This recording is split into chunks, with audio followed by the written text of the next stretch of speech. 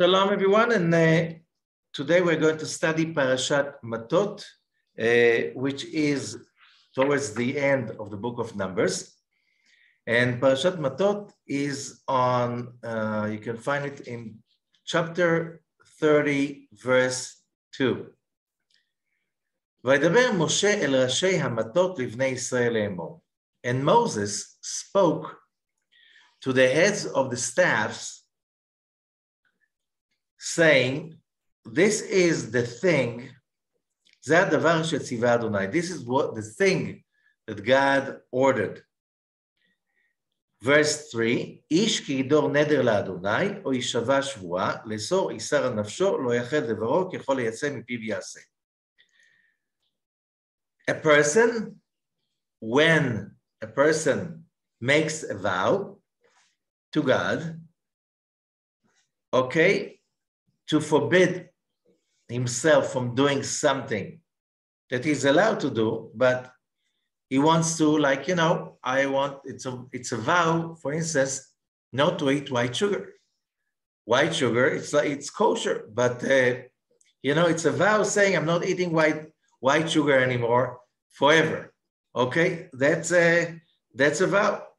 And because I know it's going to, the limitation on white sugar, I'm going to be healthier, I can really do a bigger, better spiritual work.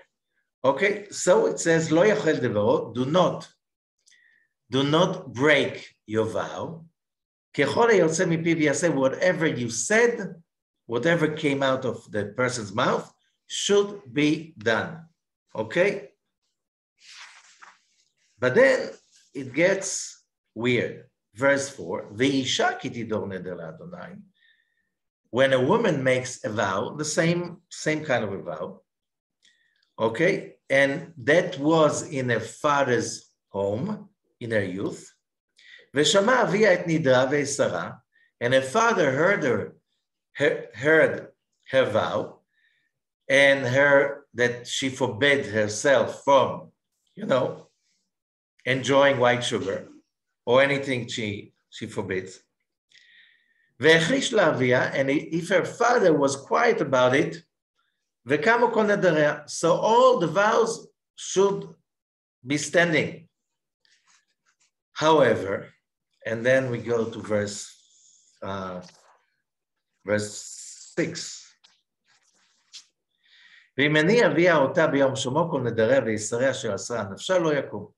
However, if her father would annul her vows, they're not vows anymore. What does it mean, annul her vows? Let's see. It's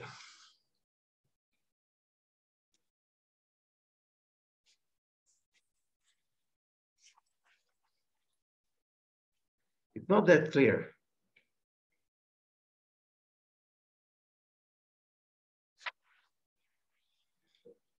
And then it continues all the same story with her husband. Himana ota min neder. Oh, Rashi. Rabbi Shlomo Yitzchaki, Rashi from the 11th century in France, the greatest commentator, saying, what does it mean if her father prevented her from keeping the vow? Klomar shefer la, he will annul her vow.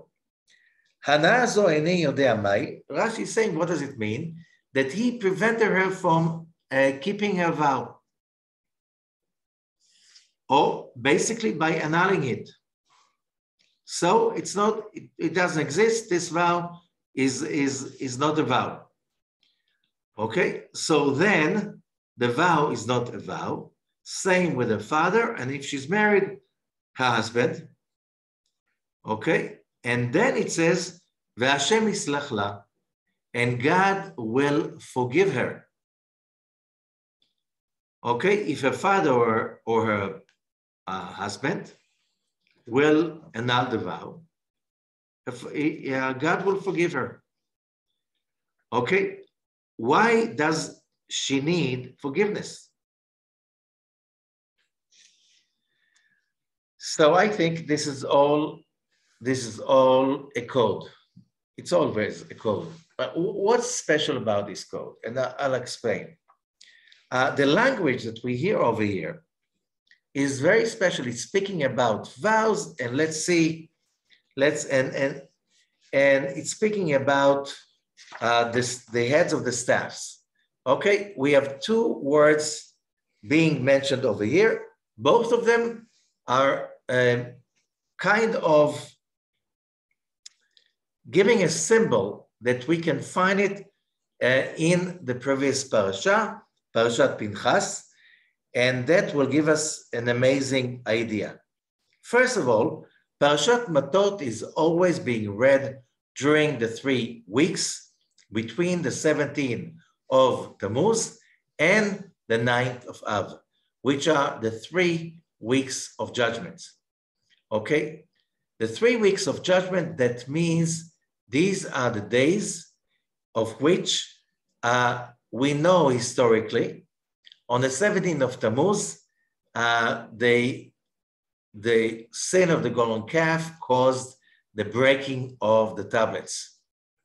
On the 9th of Av, the sin of the spies stopped the Israelites from coming to the promised land, and they had to stay 40 years in the desert till the last one dies in between the ages of 20 to 60. Only the young ones could, and the women could come into the promised land. Okay, so what happened also is that the breaking of the walls of Jerusalem by the Babylonians, 586 BCE, okay, happened on the 17th of Tammuz. 3 weeks later, they were fighting house to house in the city of Jerusalem. And then 3 weeks later, the temple is being burned by the Babylonians on the 9th of Av. Again, 3 weeks apart. Few centuries later, we're talking about 970 CE, and the Romans are breaking the walls of Jerusalem. Again, the 17th of Tammuz, they burn the temple on the 9th of Av. We see a pattern appearing again and again, which means from this we know that these 3 weeks are 3 weeks of judgments. And therefore, the Jewish tradition, the Jewish law is about you have to be mourning during these 3 weeks, and they are the 3 weeks of judgments. And why should you be mourning? There were so many new things to be sorry about in the history of the Jewish nation. Let's think about it. We are talking about the 9th of Av, the destruction of the temple. That was almost 2,000 years ago. In 50 years from now, less 48 years, that's going to be 2,000 years. Okay, 2,000 years. There were so many other calamities, terrible calamities that fell over the heads of the Israelites and the Jews, okay, the Jewish people. So why being so much in mourning for something that happened between 33 centuries ago to 2,000 years ago? And the answer is that we have to understand the concept of the Achilles heel. When you have something in you that is sensitive, that is the weak link in the chain, you know when there's a lot of stress, who will break first? The weak link. Now, the same way in the body, we know we have a part of our body that is the one who's most sensitive, susceptible, and so on. When we are under a lot of stress, that part of the body gives in first. Same thing, the Kabbalists explained to us, it's the year itself has also a structure of the body. If you read the Book of Formation and different organs, it's like the same structure and frequencies. And therefore, when we are speaking about the year, those 3 weeks, if you saw that calamities happened, always, it's not that these calamities happened because of the 3 weeks. No, because there were so many judgments and so much negativity And so much stress and imbalance. When would you fall? The 3 weeks, which means during these 3 weeks, we know it's a sensitive time, and therefore we have to behave in a way of mourning, which means you do not buy houses, you do not buy big businesses or stuff like this. You do not buy even new clothes, okay? You do not get married, make parties. Why? Keep it low. You do not want to load too much stress on something that is already stressful, that is already weak. You want to get by. That's on the superficial level. Therefore, we learned that the next 3 weeks, which means from the 17th of Tamuz till the 9th of Av, we have to really be careful. But does that mean that it's a bad time? The answer is it's never a bad time. Okay? When I first came to America and I was trying to talk to people, and people would give me, no, it's a very bad time. I was like going to shock. Why would you speak so, it's not wise to say it's a bad time, because, the prophecies that are fulfilling themselves. If you keep saying it's a bad time, it's going to be a bad time. So why would you say something like this? No, say, I can accept saying, I'm not available right now. It's not the time. My mind is not there yet. I'm busy doing something. And why saying it's a bad time? I still cannot understand why would somebody insist on announcing it is a bad time. Okay, the 3 weeks are not a bad time. These are times of judgments. And therefore, the Jewish law is telling us, keep a low profile, because the probabilities that you can fall into the judgments during this time of the year are much higher, because it's sensitive. It is sensitive. But does that mean it's a bad time? No, God forbid. There's no time that is bad. Okay, we have to remember that. Of course, this is time of judgment. So what's the connection over here? First of all, let's try to understand the meaning of judgment. Judgment, by a lot of people that are studying spirituality, but it's a pseudo-spirituality. It's like not really spirituality. You know what? A lot of people think spirituality means love everybody, accept everybody, be compassionate to everybody, and just think about positive thoughts and everything will be nice and everybody should be nice. However, a moment comes and it's not that comfortable and you just go nuts and you are upset and you're disappointed and you're angry. That's not spirituality. Spirituality is there's a very precise definition. Spirituality is when a person has a commitment, a goal of self-improvement, and because of that commitment, and thanks to that goal, the person is committed to fight against the judgments that arouse from within, which means somebody said something really nasty and he's wrong and I'm right. Does that give me the authority or the right to be upset? The answer is no. Why? Because nobody has the right to be upset, because being upset is not good for anyone. Why? Does it make us smarter? No. We know our IQ is out the window the moment we get upset. Does it make us healthier? Everyone knows that being upset is making us much more sick. It's not very good, not to our immune system and for nothing. Does it give us more good luck? Maybe it's good fortune omen. No, it's not. We know that. Maybe we look better. No, we are not looking better when we are upset, especially when we are right. It doesn't make us look better. So why should I choose a path that is against my interest. Okay? Why should I do that? Why should I get upset? Why it didn't happen in history along the evolution that all the people that were upset simply died young and they had less survival. You know, it's survival of the fittest. So why didn't that happen? Okay, that's a question. Why isn't that only the happy, easygoing people, they survived? Why there's still angry people around us, all of us, okay? And the answer is that being a human being means, as the Talmud is saying, you have to be holchim. Holchim means going. What does it mean going? Going up the ladder, up the scale, on the road. Which road? Okay. We're here on a road. If you didn't notice, there's a road. The road for improvement, the road of ascension.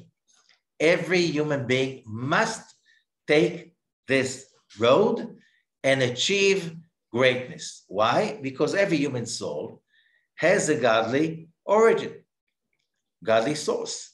So you have to achieve your goal. The question is, how? It's not a question if you're going to achieve it. The question is, how long would that take and how much would that cost? Pain, suffering, misery, fear, hysterics and stuff like this. Why? Because Rabbi Ashlag, the great Kabbalist, the founder of the modern Kabbalistic movement in the 20th century, he said that two ways people move forward. One way is, you know, some like today's cars, some cars have the back wheel drive and some front wheel drive. Okay, because that's a way where the engine is sitting. Okay, so there's a front wheel drive. Here I'm talking about drive, motivation. Somebody has a drive. What is that? That's a positive one. What's the positive one? When a person is applying himself to the values of the Torah and he sets goals for himself of becoming a better person, elevating himself or herself, day by day, trying to achieve the goal. Okay, the moment we have that goal of improving our honesty, integrity, happiness, spirituality, whatever is good about us, and we're using the tools of doing that, Rabbi Ashlag is teaching us this way is a way that has the least amount of misery and pain. Why? Because when the moment we have that commitment, that whenever the judgments arouse, which means I'm not happy with that, I'm really upset with something else, I can't really stand A, B, C, D. Okay, so we have an arousal of a fire of anguish and inflammation and negativity. Okay, we know from the study of Kabbalah that when you really study spirituality, you need judgment. Why? Because the only way you can extinguish judgment is a counter judgment. What is that counter judgment? It says in the book of Proverbs, King Solomon, Ezeu gibor hakovesh et yitzro. Who is a hero? The one who overcomes his inclination. Okay? Now the word is for hero in Hebrew is gibor.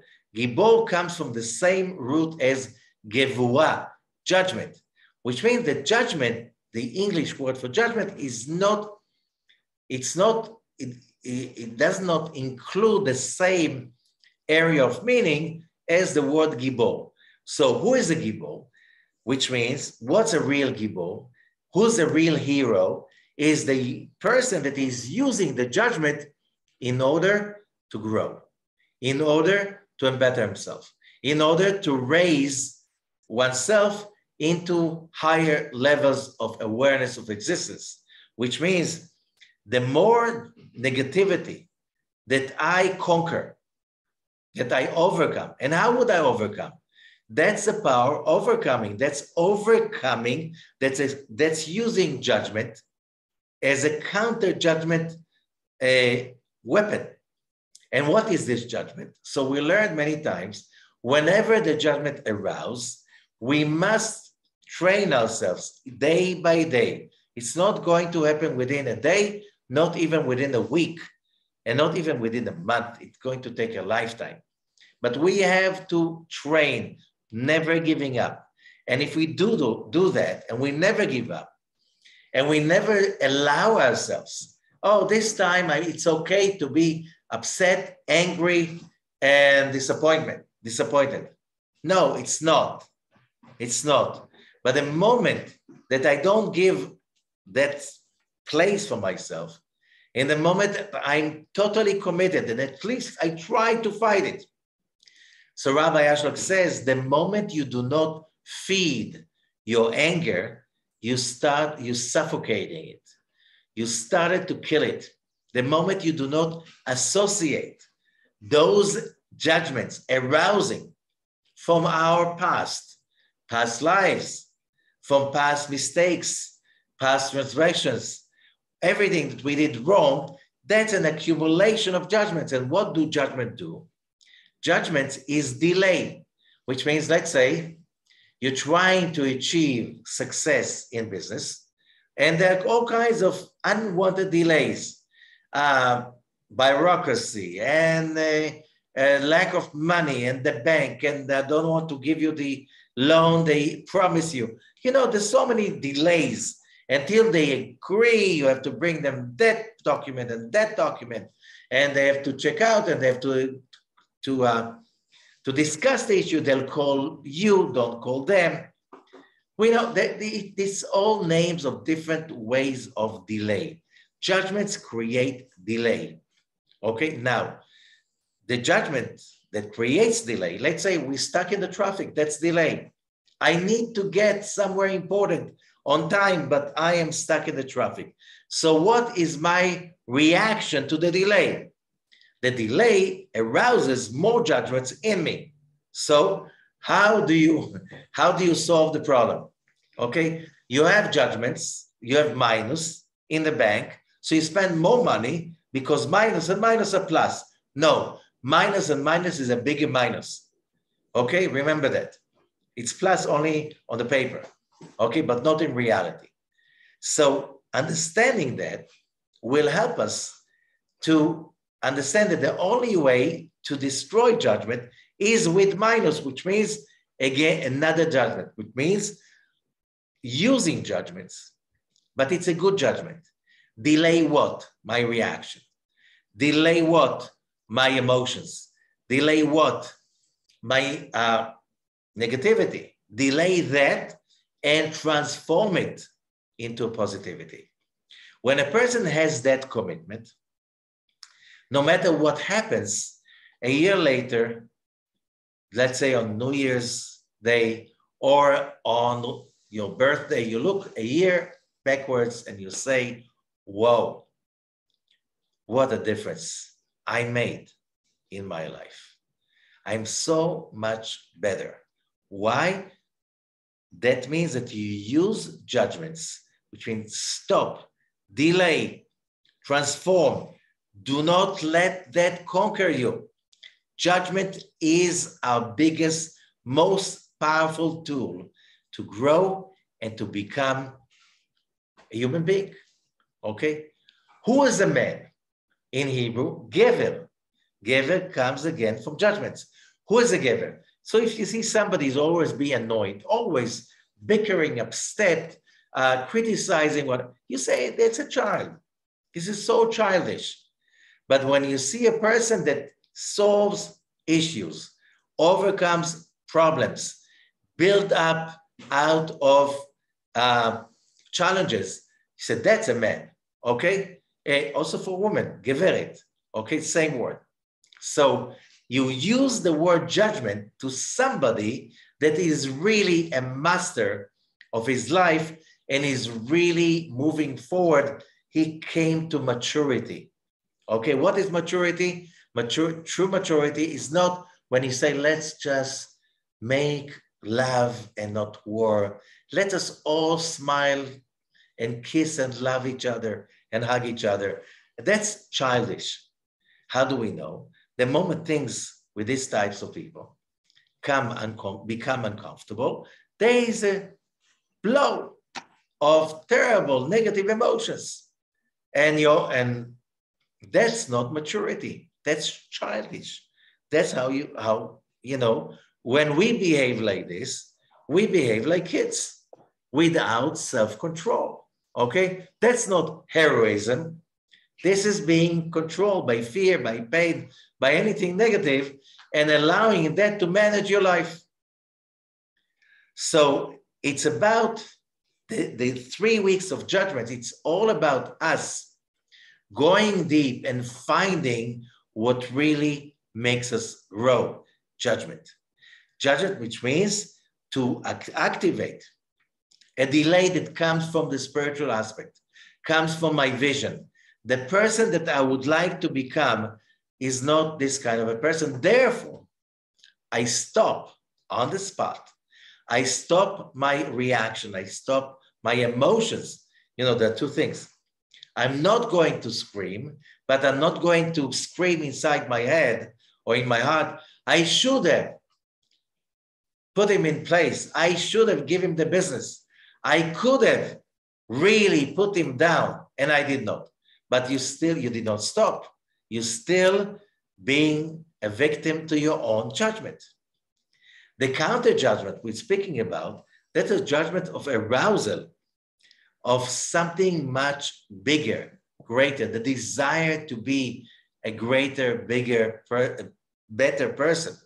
When it's coming with, how should I do something good for humanity, for the creation, okay? Because, when we get angry, we're not making the world better. Angry, victimized people never created a real great step forward in the history of humanity. Remember that. The fact that you are bitter and upset and you hate everybody because they are bad, that does not make you a trendsetter, okay? A good trendsetter. It's not an innovation. Innovation is when you see how dire the situation is and you say, this is not going to control my life. And therefore, I'm going to step up and I'm going to go against my disappointment, my anger, my sadness, and so on, my negative emotions. I'm going to go above it. That is harnessing judgment and using it for your own good. Because when we shut down, stop the negativity, the negative emotions, and then we focus about what the solution, not about the problem, we create the biggest creation after Genesis.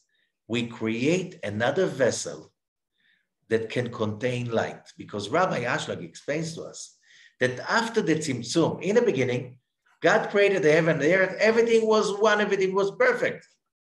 Okay? Why didn't it stay like this?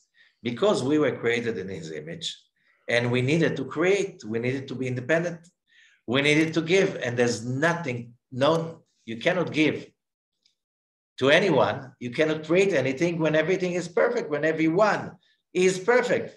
So the second day of the creation, Genesis chapter 1, God splits the universes, he splits the world, he splits between the water and so on, he splits and separates, he creates that split so we, human beings, can put things together and feel good about ourselves because we created it, okay?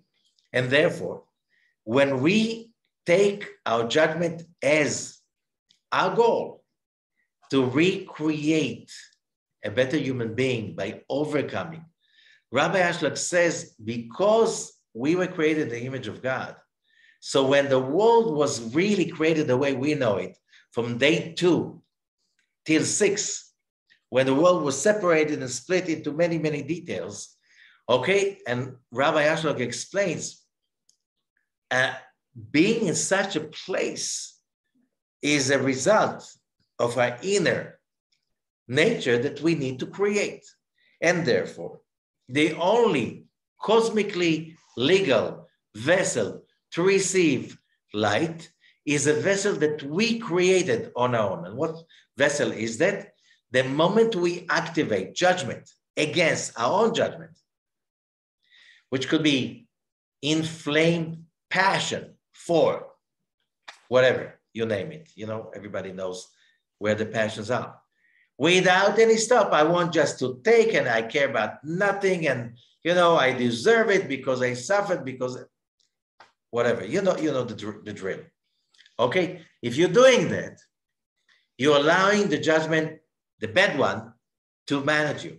And you're not going, it's never going to satiate you, because that's a high and a buy. There's going to be an initial instant gratification and fulfillment, and shortly after, there's going to be a disappearance of that light, because the only legal vessel to receive and to contain, okay, for a long time, spiritual enlightenment is what is called, it's the energy we humans generate when we fight the judgment with our own judgment. When we stop the anger and turn it into understanding, completion, compassion,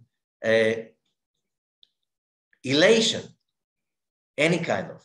How? Because I decided to create light out of darkness, okay? Positive out of negative. So this is so crucially important, because that's the only vessel that can really create for true fulfillment that will be really truthfully satiating. Okay, remember that.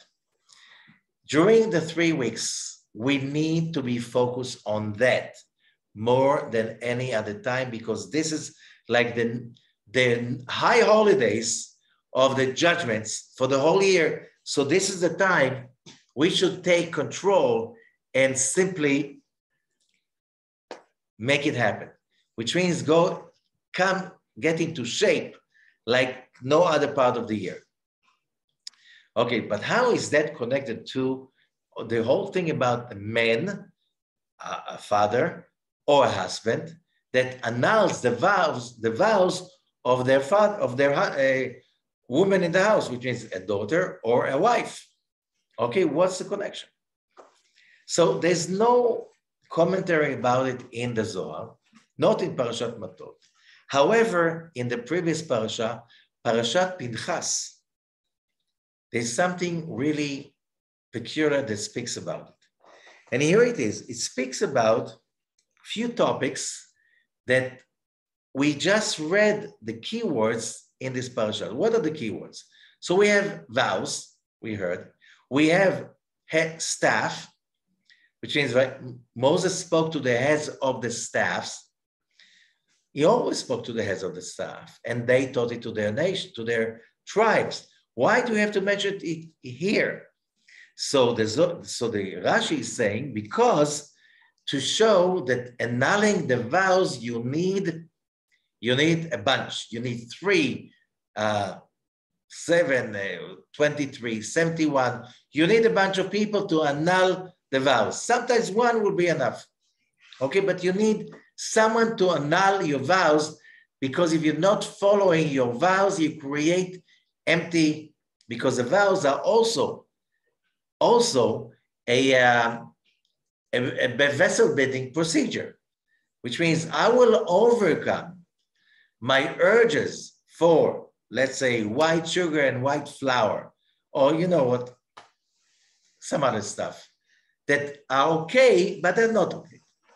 So I take that vow, but when I create the resistance to that passion, to that desire, I'm basically using judgment, counter judgment, because overcoming, that's a judgment. This judgment is becoming the only vessel to receive permanent fulfillment, true, lasting fulfillment. Okay? So how is it connected to the heads of the staffs. And what about the whole thing about vows about here? And we're talking about the vessel to receive, ongoing satiation and fulfillment. And there's an amazing story, teachings. The Zohar is teaching us, Parashat Pinchas, verse 807 in the Sulam. Okay? We'll jump to verse, which is talking about Yom Kippur, which is the day of judgment, the day we overcome judgment. Okay? So, verse 408, he says like this, Ki hayamim sheyesh b'hem melechet chol, the days that they have the work of chol means not holy, not Shabbat, not holy day, chol. Okay, it's coming from the word to desecrate, lechalel. Okay, so basically the working days are desecration of the holiness, but by working hard with the right intention, we are here to fix the broken vessels, basically, that were broken by the process of evolution in order to give us, humanity, the ability to mend them, fix them, collect them, put them together, and enjoy the results. Okay? So,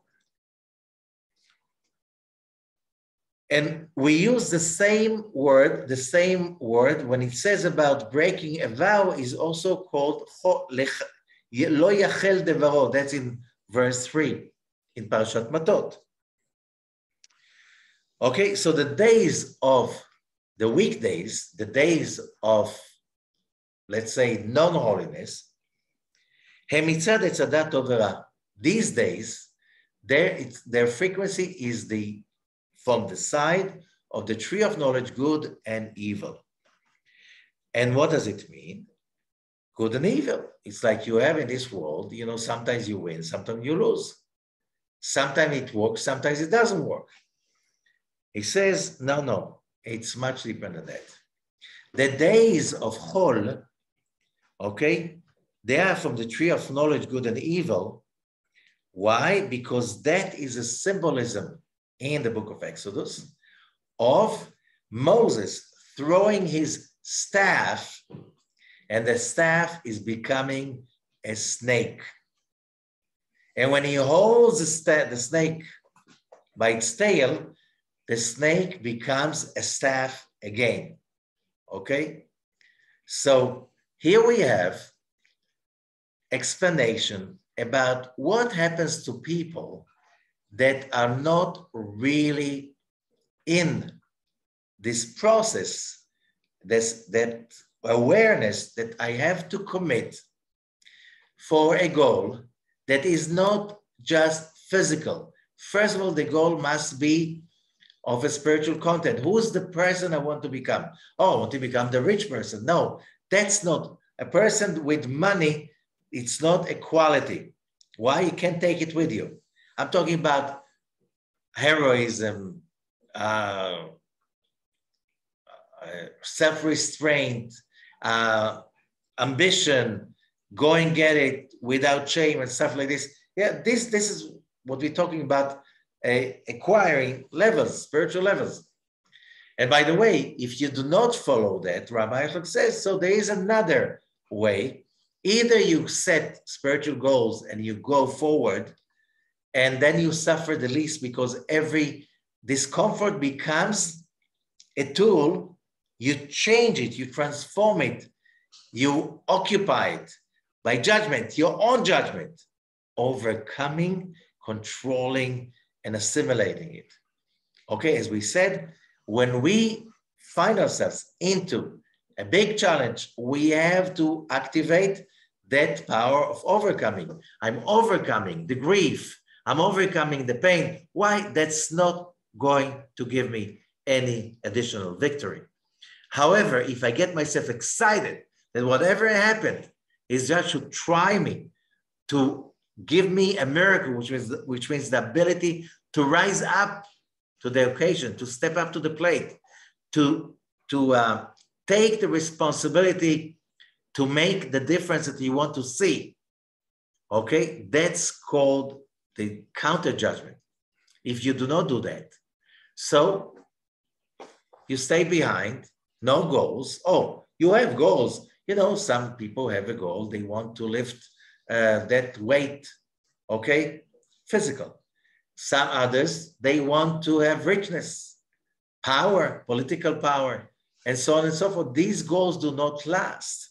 They're not never satiating because they're selfish, okay, because they do not involve judgment. Judgment is in the world for us to overcome, and that's a miracle. That's the great trial that when we ascend and we transform the judgment, that's the biggest miracle. Why? Because nature is about letting the judgment, you know, what could I do? I was upset. What should I do? I'm disappointed. You know, I have to express my feelings. This is exactly what you're not supposed to do. When you have emotions like this and you succumb to it, you let them manage you, you will sink lower and lower, and your pain and suffering will be more and more intense. As it says, this is Derech HaYisurim, the road of miseries. Who chooses which road to go? We do. When we commit to step up, to move upwards, when we have a goal of what is the person, who is the person who would like to become on a spiritual frequency, then we use the judgment in order to rise up to the occasion and to reinvent ourselves, to recreate ourselves. But when we do not do that and we just follow our whims and desires, and we just, but if it's feeling good, it must be also morally good, because how come I feel good? Everybody knows this is stupidity. Whatever it tastes good is good for you. Everybody knows it's not. So if it feels good, does it mean that it's good for you? No, it's a very short-lived good that will finally, the price will come by any kind of disappointment, emptiness, weakness, and it doesn't last. It doesn't last. It turns into a deep, soaring pain of lack. Okay? So, our days, as the Zohar says, are from the point of view that from every day, from Sunday till Friday, these are the days of the tree of knowledge. They have good and evil. It changes from a staff to a snake, from a snake to a staff. Here it's good, no, it's not good. Here's the check in the mail, no, it's not coming. Oh, they're going to sign the deal, oh, they changed their minds. So your mood is swinging up and down. You think you're a winner, then you become a loser. You think you're really successful, and then you realize how not successful you are. That is when you allow the materialistic environment to manage and control you. However, when you realize that the spiritual commitment is the victory, and when we fall down, business-wise, any kind of physical world aspect, and we get disappointed, we have the power to judge it. Judge it means, no, I'm not going to be miserable. I'm not going to be depressed anymore. I'm going to rise up above the occasion. I'm going to reinvent myself. I'm going to be happy unconditionally and make other people happy. Why? Because I want to be happy. And that is a goal. I set that goal. I'm following that goal setting. Okay? So when I do that, okay, I have the ability to turn the snake into a staff. What is a staff? It's like, another word for it, it's a wand. You make miracles with a staff.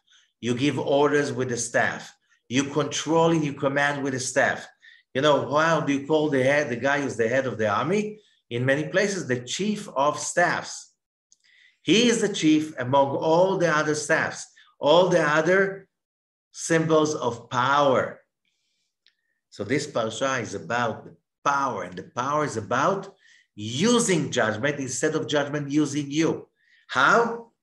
As we said, the only way, the only vessel that is really legal, cosmically, to contain real true light is the desire to receive for the sake of sharing, which means I really want that thing, but I will stop, overcome, share it because I want it.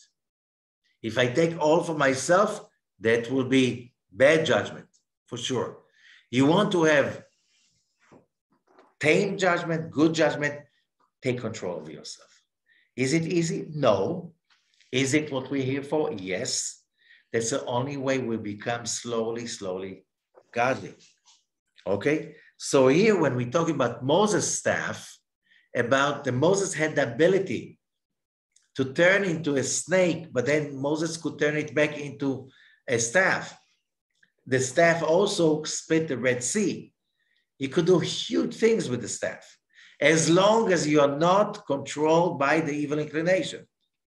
Okay? So therefore, when we're talking about the name of Parasha, Matot, staff, it speaks about how do you control, make that abracadabra, I create as I speak in Hebrew, abracadabra, okay? And recreate my reality by all those aspects that's around me, judgments, mercies, whatever. How do I put everything together? It needs my heroism. What does it mean? So who is a hero? The one who conquers his own inclination, not somebody else's inclination. That's not our job. So the Zohar says that on the Day of Atonement, the day of Yom Kippur, okay, which is ruled by the Tree of Life, the slaves, we, human beings, we can go for vacation, okay? Because the bad side does not control us during Yom Kippur. And we should not be afraid on Yom Kippur. This is the day to be released from our chains. But he does not speak about Yom Kippur only, he speaks about every day in our lives. There's always a judgment we can conquer, overcome, transform, and make it a quality vessel for receiving the light. How does it become a real, true legal vessel? When you use the talent in order to make other people's lives better. Okay? So, but it goes on.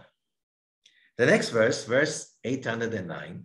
So we understand that the staff is basically holding the staff, is like you're holding the snake, you're holding the judgment, and you turn it into a magical wand that can make miracles for you, save people. Okay? How? That's a staff. That's a judgment of this time of the year. Judgment all over the year. Whenever you hold, instead of running away from it, you run after it and hold it by its tail, okay, with affirmation, with compassion, with excitement that life must be better. Life becomes better because you create the real, genuine vessel that can contain the endless light and stay there, okay, for the rest of your life and fulfill you. But then in the Zohar, page 809, אותם שיש עליהם גזר דין בנדר ובשבועה, those people on Yom Kippur, that there's a vow hanging above their head.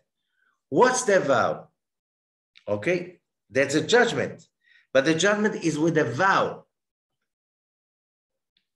התקינו לומר משום זה כל נדרי. There is a prayer that opens the ceremonies of Yom Kippur. It's in Aramaic, and it says,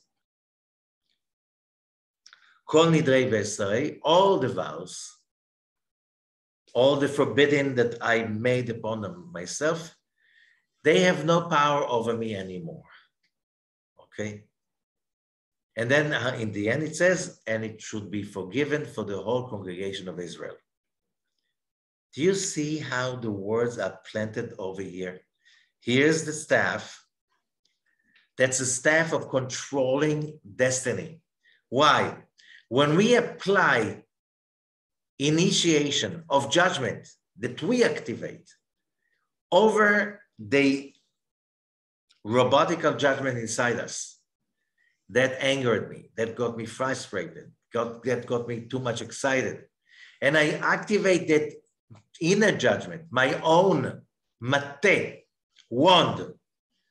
I can turn the negativity into positivity. That will feed my life. That will feed my neighborhood. That will feed everything around. That's the only vessel that really can contain spirituality, fulfillment, and so on. But if it's only judgment, it's not going to work. Sometimes you have like small victories, but on the long run, you're losing it. So you have everything and you have nothing. But then, so what about those judgments? What about those vows that we're speaking about? So the Zohar is saying that on Yom Kippur, those vows are basically forces that were created by law, by cosmic law, by all kinds of activities, and now they're heading towards me, and they're supposed to hit me sometimes during the coming year. So what does the Kabbalist do? Okay, so we have on Yom Kippur, we have the prayer, Kol Nidrei, all the vows, and by doing this prayer, standing like court, with the ark open, with the Torahs being held by the people that the community respects as their own judges. And they apply judgment by praying with the Torahs. That's on Yom Kippur, beginning of Yom Kippur. And now Yom Kippur can start. Okay, what's special about it? Because it says in the commentaries that those people standing with the Torahs, they're there as court. Court in Hebrew, Beit Din, the house of judgment.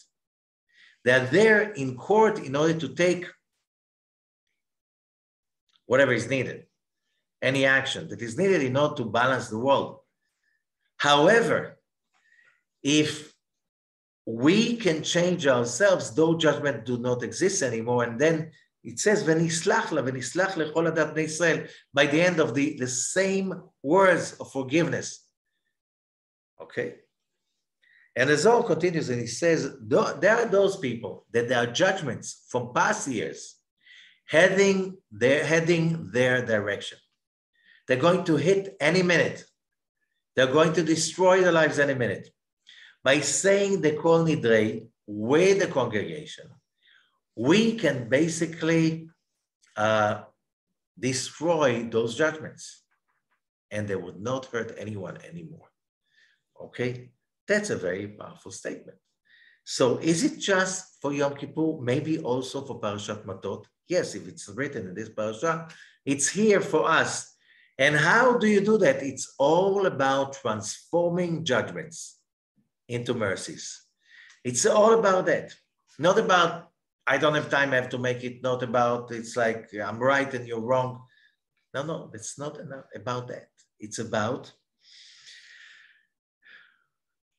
trying to hold the tail of the snake, all the negativity and so on, and turn it into a staff. Name of the parasha, Matot, the ability to tilt history towards another direction. Why? Because if I activated, counter judgment against my own judgment, I can enjoy the situation and the object. I bought it. No, I paid money for them. No, that's not buying. That's on the superficial level. On a true level, when I take something that has no value and I turn it into something with value, that's a creation. But that will happen only when you have a conviction that whatever you're doing creates angels, realities, vessel, spiritual vessel that will be able to serve people and give them satiation. You know, think about it. If we're talking about bliss and good fortune, and let's say they're coming endlessly from God, why is it that they go down through the cracks in the floor and they disappear? Because there's no judgment. What does it mean, judgment? Judgment means a curtain, a force that comes against the flow. Okay, it stops the flow and allow in that moment the joy to be contained, the happiness to be contained. And that's a very important tool. You want to be really fulfilled, you need to do something for somebody. You need to go out of your comfort zone. When you do that, you activate the counter judgment. That judgment becomes a vessel to the real light of the creation. One day we're going to reveal it and we're going to understand it. We're going to do the right thing. But I think we're here on the road to doing that. And what do we hear about it? That we're here over here. That how do you basically destroy negativities that you created in the past by recreating the judgment, but now with a good intention. So you're not losing it. You have a goal and you're really under constraint of time and space, and you need to achieve the mission. Okay, when you do that, then you connect to the power of Yom Kippur, which is forgiveness, which is freedom, true freedom, reaching a layer of existence in which you know that everything is good. Even whatever does not look so good in the beginning, you know it's for the long run, it's good. So nothing is evil anymore. All the trees are being developed already. Okay. And then the Zohar continues, V'nislach lechol adat bnei Israel, it will be forgiven for the whole congregation of Israel. We add that to Kol Nidrei every Yom Kippur, just at sunset. But then he adds something. HaChesed u'mayim, the Chesed, loving kindness, right column is water. HaGvura yesh, the left column is fire. HaTiferet הוא אוויר. כיוון שנדרים ותפארת שהוא אוויר, על כן העמידו בעלי משנה. So it's Tiferet and it's air. So those ancient scholars said, no, we are talking over here about heter nedarim porchim ba'avir. It's a very weird sentence written in the book of Masechet Chagiga.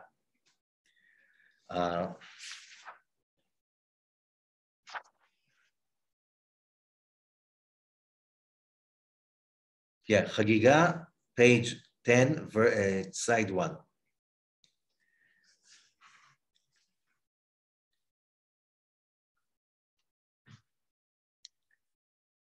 Heter nedarim porchim ba'avir, the Zohar says, when some people have judgments that they have created in their past lives or this lifetime, and they're heading towards them for them to solve them, to sweeten them, if we do not get ready for that and we do not turn them into mercies by our own spiritual intelligence, then they become klipot, dark forces of delay, of negativity. Okay? This is very important to understand. So the whole thing of Kol Nidrei, the prayer of Kol Nidrei, taking the Torahs out, having the congregation as one big court, and they say from now on we allow all the transgressors to pray with us, and it's going to be forgiven to the whole congregation of Israel. Okay? This can be achieved on Yom Kippur, but it can be achieved also nowadays.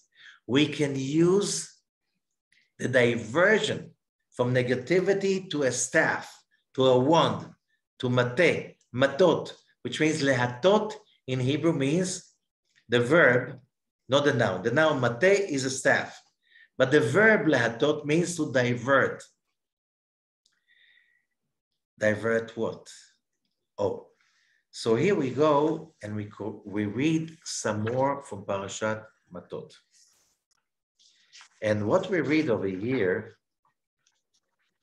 as follows. Chapter 31, verse 1, Moses tells the Israelites, let us take a revenge from the Midianites. But remember, the root of the word Midian, which is a name of a nation, okay, Semite nation that lived between Israel of today and Saudi Arabia of today, okay, and they were arch enemies of the Israelites. But the word Midian comes from a source, din, judgments. And how do we know they symbolize all the armies of judgments that inflict each one of us, our own lives? Because here it says about the 5 kings of Midian. How many nations do you know with 5 kings? Okay? It's totally dysfunctional, I have to tell you, right? You know that. So, but what happened? The Israelites went to fight the Midianites. What does it mean? In this parasha, we fight our judgments. Because you fight your judgments, you become a mensch. You become a hero, a superhero. Why? You've built a vessel to receive endless fulfillment that is lasting. It's not going to stay there for half an hour, maybe 2 days. Okay?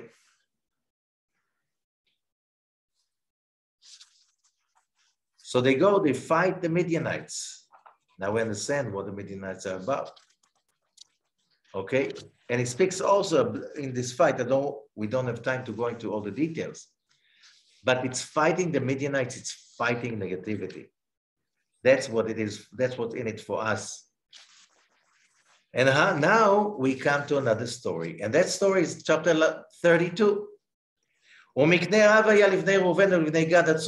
there were a lot of flocks of herds to the tribe of Reuven and the tribe of Gad. Big one.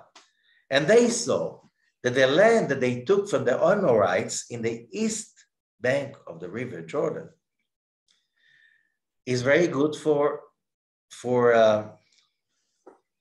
raising cows and sheep and stuff like this. And they come to Moses and they ask him, can we stay here as that will be our inheritance? And we have many, many issues about it. How dare they? You know, we are on the east side of the river Jordan. It's not the promised land, only the west side. No, they had the feeling that that's good for them. They were, and really, says the Ohev Yisrael, the Opti Rabbi, saying, they really felt this holy sparks that they need to correct in that region. So they came to Moses and we said, we'll fight together with the nation to conquer the whole country. Okay? So it doesn't look like we gave up because the Israelites took this land and okay, let's stay over here. And what about the Holy Land?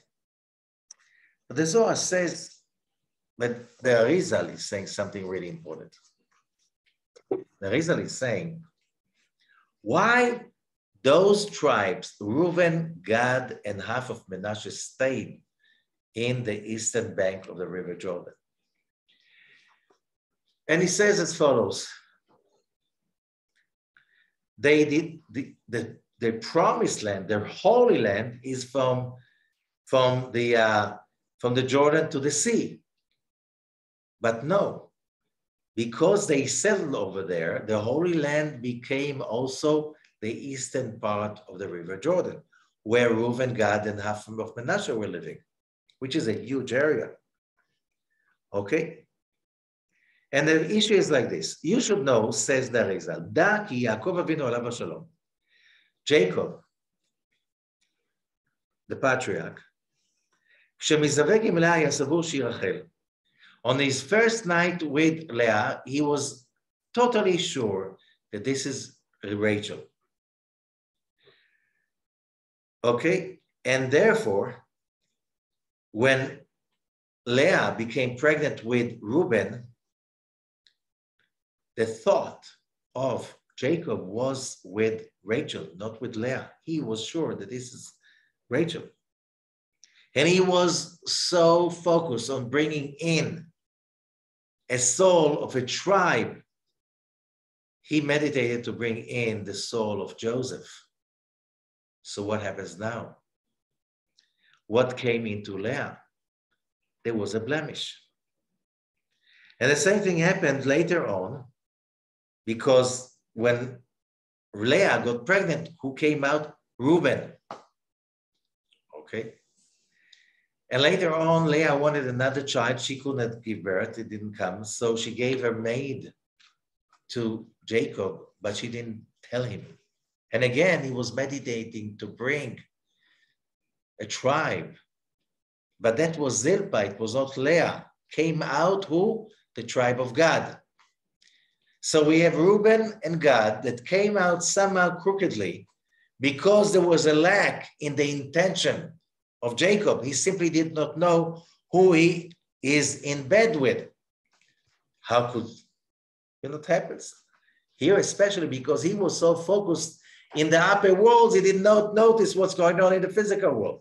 He just knew he has to bring that soul to the world. Okay? So there was a blemish. It was another woman. And then about it says the Zohar, Parashat Kittet says something very important.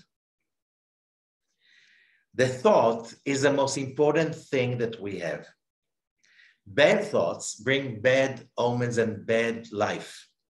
Good thoughts bring good life, because when we have anything of judgment, any arousal of passion, desire to hate, to feel right, all of that, if we overcome, we activate counter judgment, we overcome the negativity, we stop the negativity, and we do as much as we can to elevate ourselves and ascend. That is judgment also, because it comes from below to above, and then connect and bring in the light. We divert our history, our future, into a path that has more light. That's what the Zohar says. I'm reading in the Zohar Parashat Vayetze, Kuf Pei Aleph, Kuf Pei Bet, 182. Kol divrei haolam holchim achar machshava vayirur. Everything in this world follows the thoughts, okay, and the intentions. V'al zeh katuv v'tkadishtem v'yitem kedoshim. Which means, a man and a woman, they want to bring a child to the world. So they go into bed and they can just be busy having, passion and feeling good, okay, and arousal. But if you want a child, says the Zohar, you have to be focused on having only loving relationship that will bring in higher enlightened souls. So you have to do it with passion from below to above, to create a vessel, to be excited about creating a vessel for positive soul full of light and love, if that is your state of mind. So if not, that's a very dangerous thing. You bring a child that is not so positive, and that is dangerous for the rest of your life. Everything goes after that. Now you understand what is Mateh. Mateh means in Hebrew, diversion. The staff is the ability to divert reality. When we activate judgment from within, of excitement and passion, just for the good, fighting the negativity, fighting the anger, the frustration, the disappointment, the need to be a victim and the complain, and divert it into, it's going to be good because I believe in the good. You change your future. Here, there are 3 issues in which one moment changed history forever. It was not Leah. Jacob did not know. Reuben was born.